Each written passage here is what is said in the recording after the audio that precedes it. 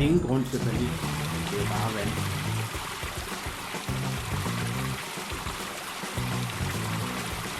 Det er måske lidt sent at spørge nu, men har du prøvet at svømme før?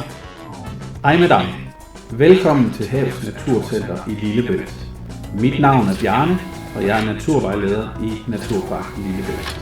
Men jeg er her for at vejlede dig og hjælpe dig med at løse nogle af de forskellige opgaver, som du vil støde på her i centret. Den ser måske lidt nysgerrig ud. Nej, så for søren da. Men før vi starter, så lad mig give dig en kort introduktion til Lillebælt og hvad du kan opleve. Lillebælt er jo kendt for at have et rigt og forskellige arter dyreliv, og her i centret vil du blive introduceret til nogle af de mest fascinerende biotoper, som Lillebælt har at byde på. Her i centret er der 5 døre til forskellige biotoper, som du kan opleve. Så hvilken biotopskole skal du udfordre for først?